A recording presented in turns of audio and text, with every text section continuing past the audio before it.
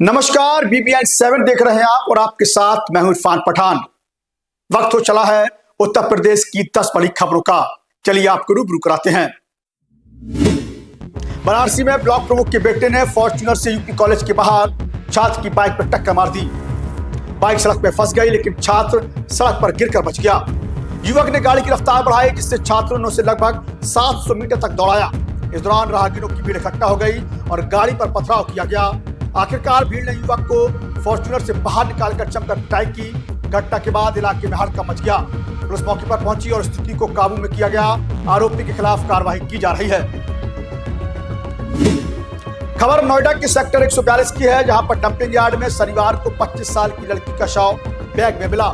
लड़की के हाथ पैर बंधे हुए थे और चेहरा जलाया गया था। घटनास्थल पर मौजूद युवकों ने बैग खोलते ही डर का माहौल फैल गया। शुरुआती जांच में सामने आया कि लड़की को पहले तड़पाकर मारा गया और पहचान छुपाने के लिए शव जलाया गया। पुलिस ने मौके पर पहुंचकर शव को कब्जे में लिया और जांच शुरू कर दी गई। अभी तक हत्या के कारण और आरोपी का पता नहीं चल सका है। पुलिस आसपास की CCTV फुटेज और गवाहों से जानकारी जुटा रही है।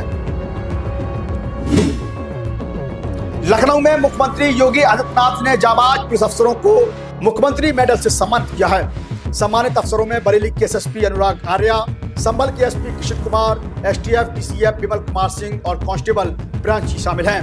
इन अधिकारियों ने हाल ही में साइको किलर को पकड़ने में महत्वपूर्ण भूमिका निभाई।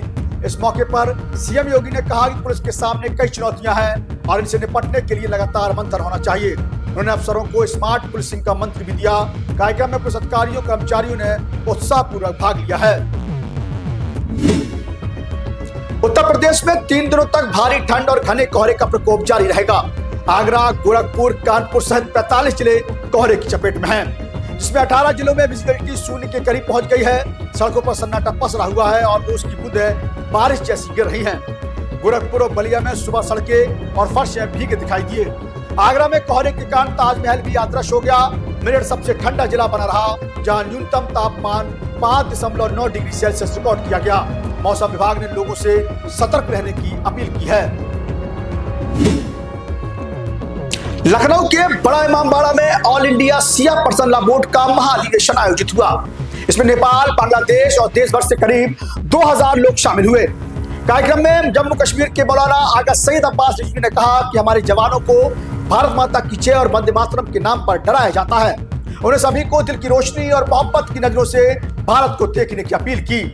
महाधिवेशन में धार्मिक, सामाजिक और सांस्कृतिक मुद्दों पर चर्चा हुई। समुदाय के लोगों को एकजुट रहने और शांतिपूर्ण तरीके से आगे बढ़ने का संदेश दिया गया। कौशाम्बी पहुंची हर्षा रिछाड़िया ने कहा कि उनका होने वाला जीवन साथी एक्टर या मॉडल नहीं होगा, बल्कि सनातन धर्म को मानने वाला होगा।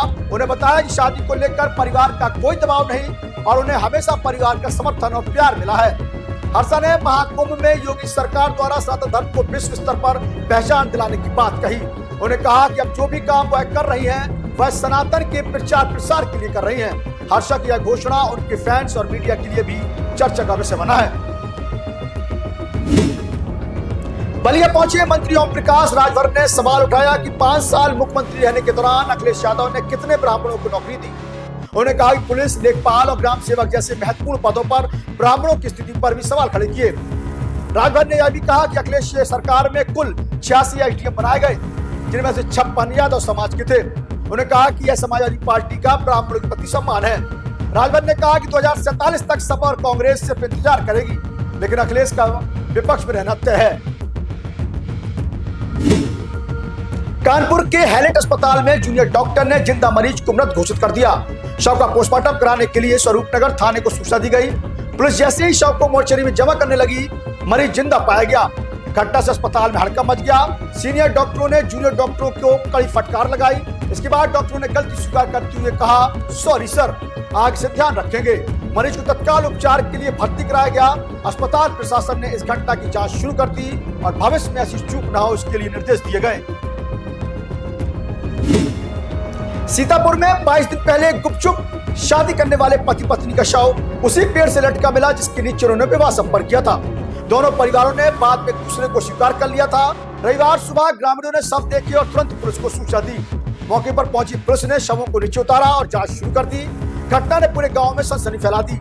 प्रारंभिक जानकारी के अनुसार यह मामला आत्महत्या का प्रतीत होता है। पुलिस आसपास के लोगों और परिवारों से पूछताछ कर घटना के कारणों का पता लगाने में जुटी है। उन्नाव रेप केस में पूर्व विधायक कुलदीप सेंगर की सजा सस्पेंड होने के विरोध में दिल्ली के जंतर मंतर पर प्रदर्शन चल रहा था। इसी दौरान सेंगर के समर्थन में पुरुष आयोग नामक संगठन के लोग पहुंचे और नारेबाजी करने लगे। उनके हाथ में कुलदीप सेंगर का बैनर था। पीड़ित पक्ष की योग्यता बयाना और उनके समर्थक भी वहां मौजूद थे। विरोध करने पर दोनों पक्षों के बीच झड़प हो गई। उसने मौके पर पहुंचकर स्थिति को काबू में किया है। उत्तर प्रदेश की 10 बड़ी खबरों में मेरे साथ सिर्फ इतना ही। आगे फिर होगी मुलाकात। नमस्कार।